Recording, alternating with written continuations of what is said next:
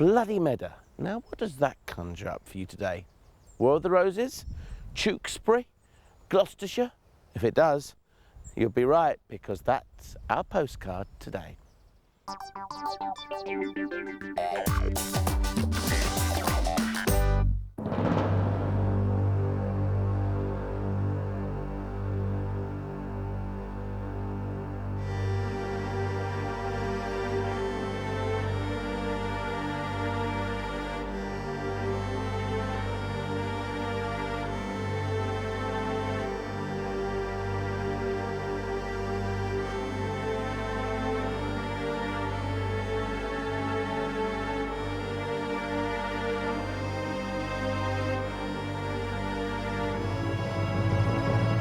Now, Bernie, this is very soggy and boggy.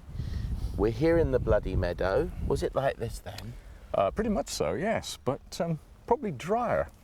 Back in 1471, it was a dry season, the May of 1471, apparently, according to the man who Chronicled it? chronicled it with King Edward, yes, who came in with King Edward's army. Let's tell everybody what we're on about. We're in Tewkesbury.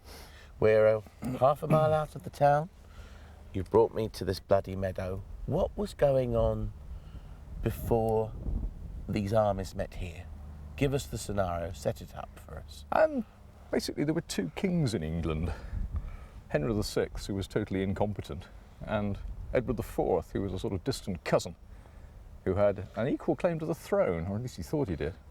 And they fought sporadically for 15 years over the throne of England. Edward took it in a great battle at Towton. Yorkshire. Yes. Know about that, yes. Huge bloodletting. And poor old King Henry was on the run for a while, then he was captured, and then he was banged up in the Tower of London for 10 years. And Edward became King of England. He was a usurper king.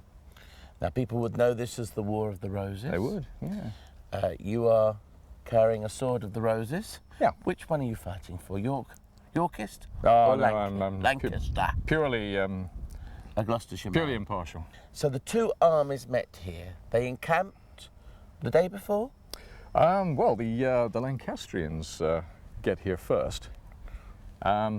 Basically, the old king was let out of the tower very briefly by Warwick the Kingmaker, who was a very well-known 15th century person. Manipulator, Yep. politician, Yeah. Machiavellian. He'd originally supported Edward, who was his own cousin, and then he fell out with him, as these people do. So he decided to get poor old King Henry out of the tower and stick him back on the throne. So this results in a great crisis and a civil war. And this brings two great armies into the field, and they chase each other all the way around the West Country. And the Lancastrians are chased to here.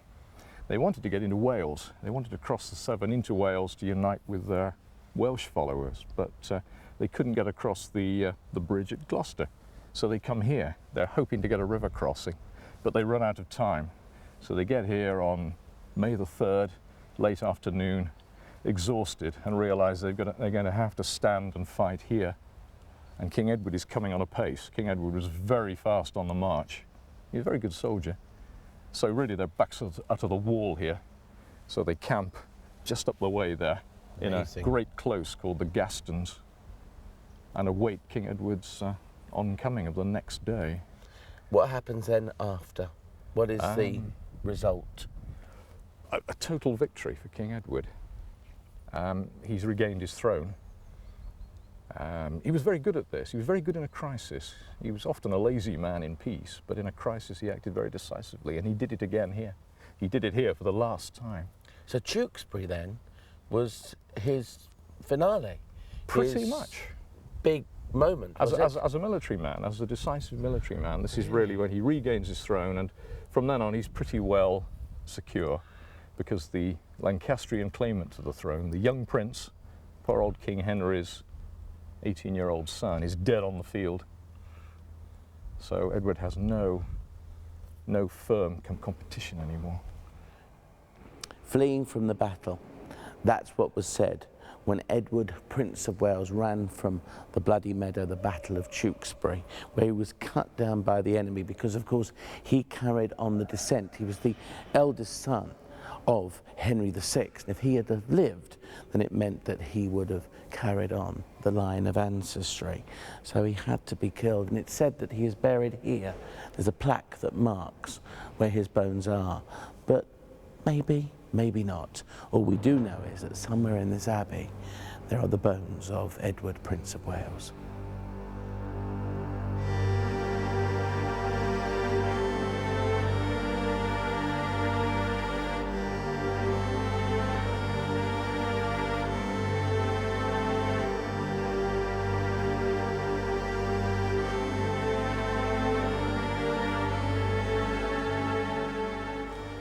Tewkesbury Abbey has figured profoundly and largely in the Wars of the Roses, yeah?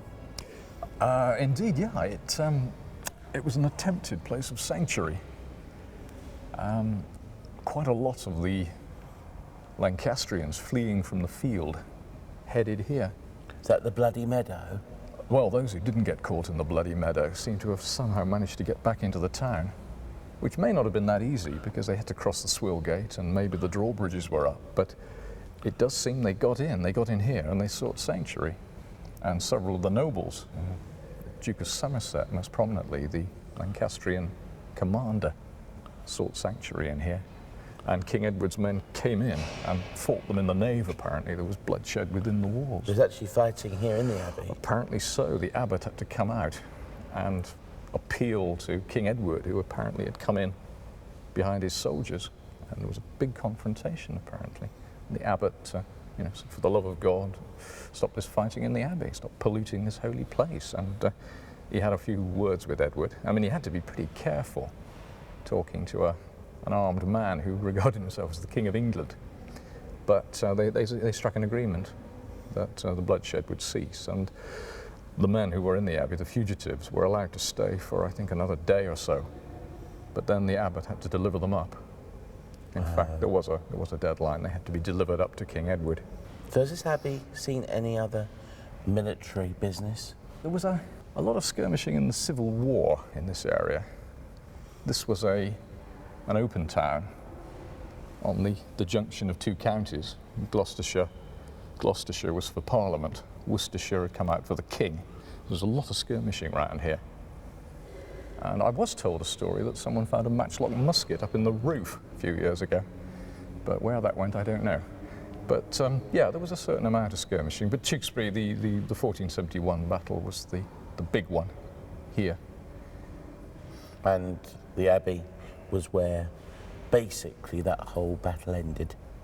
I think you could say, certainly, this is where the commander of the Lancastrian forces spends his last moments of freedom and is then surrendered up and has to submit himself to King Edward. Now here's a real Postcards exclusive for you, because this is not something that you, the public, or even me can come and see if I've visited the abbey, because it forms part of the sacristy. It's the door here, which is armour plated. Fantastic history to this, because they say that the armour here was picked up after the Battle of Tewkesbury. And it's said that here we have all of the pieces of armour that would have protected the horse. And this was all gathered up after the big battle down at Bloody Meadow. And John the Verger would love to think that that's a bodkin-tipped arrow just there. I wonder how we can find out for John that it is. And here, perhaps this is where the leather went through the thonging to actually attach the armour to the horse. It was put here because they wanted to create a treasury here in the abbey. And of course, this door would have been very well protected with all this armour plating on the back. It would have been much more difficult to get through to the treasures and take them away. So there you are, an exclusive. You may never see this again.